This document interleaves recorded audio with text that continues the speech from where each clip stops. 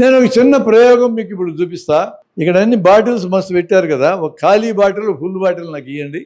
చిన్న ప్రయోగం మీకు చూపిస్తాను. మీరు క్లాస్ రూమ్లో కూడా చేయొచ్చు మేడం.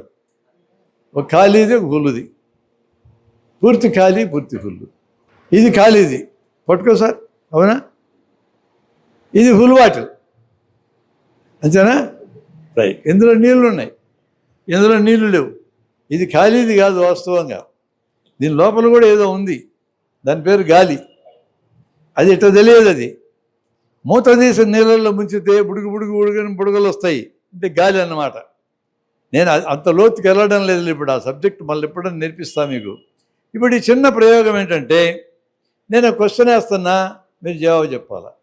ఈ రెండు బాటిల్స్ ఒక ఎత్తు నుంచి ఒకే ఎత్తు ఒకేసారి వదిలేస్తే ఏది ముందు నేల మీద పడుతుంది? అద్భుతంగా చెప్పినారనా? ఒక్కసారి నేను మల్టిపుల్ చాయిస్ క్వశ్చన్ ఇస్తాను మీకు. ఇప్పుడంతా మల్టిపుల్ చాయిస్ క్వశ్చన్ ఎరా కదా, బరువుగా ఉంది కాబట్టి నీళ్ళు ఉన్న బాటిల్ ముందు పడుతుంది. ఎంతమంది చేతులు ఎత్తండి ఒకసారి సరదాగా.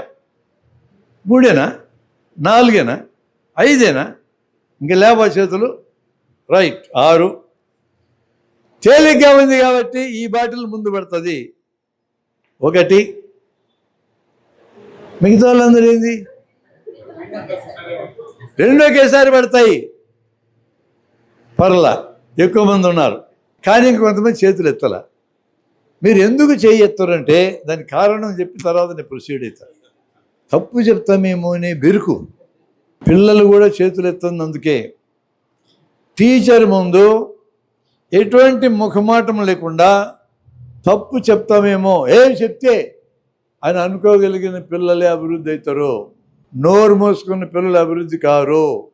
మీరు మీ క్లాస్ రూమ్లో చేయాల్సిన మొదటి పని తప్పో ఒప్పో నోరు తెరిచి అరవాల్సిందే. అట్లా అరచటం నేర్పిస్తే చాలు తల్లులారా, మీ పిల్లలు బ్రహ్మాండంగా బతుకుతారు. మీరు సబ్జెక్ట్ చెప్పకపోయినా పర్వాలేదు, బ్రహ్మాండంగా ర్యాంకులు రాకపోయినా పర్వాలేదు, ఈ నోరు తెరిచి మాట్లాడడానికి ధైర్యం చేసిన వాళ్ళు బతుకుతారో. ఈ ఒక్క స్కిల్ నేర్పించడం చాలు అంటున్నా. నేను ఈ ప్రయోగం చివర చేస్తా. 2 బాటిల్ తీసుకొని అందరూ కనపడేటట్టు ఒకేసారి కిందకు వదలండి. అబ్జర్వ్ చేయండి ఏం జరుగుతుందో. ఒకేసారి వదలాలా, 2 ఒకే హైట్లో పట్టుకో, వదులు, 2 ఒకేసారి పడతాయి. మళ్ళీ వేసి చూడు. నువ్వు వేస్తే అట్ట పడ్డాయని ఇంకెవరికి డౌట్ ఉంటే వాళ్ళు చేయమను. ఈ ఊళ్ళో పడుతుంది అని ఇంకో ఊళ్ళో వేసి చూడు. ఇవాళ పడుతుంది రేపు వేసి చూడు. ఇదే జరుగుతుంది. ఒకేసారి 2 ఒకేసారి పడతాయి. ఈ విషయాన్ని 450 ఏళ్ళ నాడు ఇటలీలో పిసా నగరంలో లీనింగ్ టవర్ ఆఫ్ పిసా మీద నుంచి గలీలో చేసినాడు. ఒకే సైజ్ అండ్ షేప్ ఉండే, సైజ్ అండ్ షేప్ ఒకటే ఉండాల. ఇది సైజ్ అండ్ షేప్ ఒకటే. రాయి, ఇనుప ముక్క, కొయ్య 3 వస్తువులు తీసుకుని కింద వేస్తే 3 ఒకేసారి పట్టడం గమనించాడు. ఫస్ట్ టైం గమనించినారు చరిత్రలో. అప్పటికి 2000 ఏళ్ళ నుంచి గ్రీక్ ఫిలాసఫర్ అరిస్టోటిల్ ఏం చెప్పేవాడంటే, బరువు ఎక్కువ ఉండేది ముందు పడుతుంది, బరువు తక్కువ తర్వాత పడుతుంది చెప్పాడు. 2000 ఏళ్ళు ఈ ప్రపంచం దాన్నే నమ్మింది. గలీలో దాన్ని తప్పని ప్రూవ్ చేశాడు.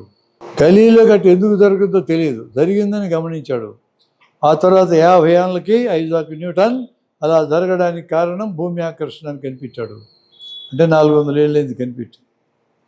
భూమి ఆకర్షణ వస్తువు యొక్క బరువుతో నిమిత్తం లేకుండా ఒకే రకంగా పనిచేస్తుంది. ఆకర్షణ వేగం 32 feet per second square. ప్రతి సెకండ్కి 32 feet పెరుగుతూ పోతుంది. ఈ ఎత్తు నుంచి దొరికితే కాళ్ళు ఎరగవు, ఆ ఎత్తు నుంచి దొరికితే బెనుకుడు వస్తుంది, ఆ ఎత్తు నుంచి దొరికితే పచ్చడవుతావు. ప్రతి సెకండ్కి 32 అడుగులు పెరుగుతుంది. కాబట్టి 400 ఏళ్ళు అయింది దానికి కారణం చెప్పి. మన పిల్లల్ని మీరు స్కూల్కి వెళ్ళి నాకు అడగండి, ఇదే ప్రశ్న వేయండి, మీకు 3 ఆన్సర్లు వస్తాయి.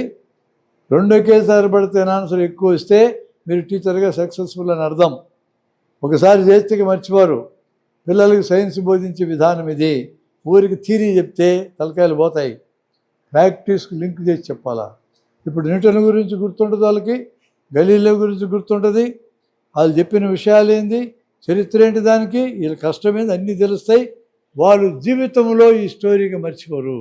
That is how we shall teach children about science.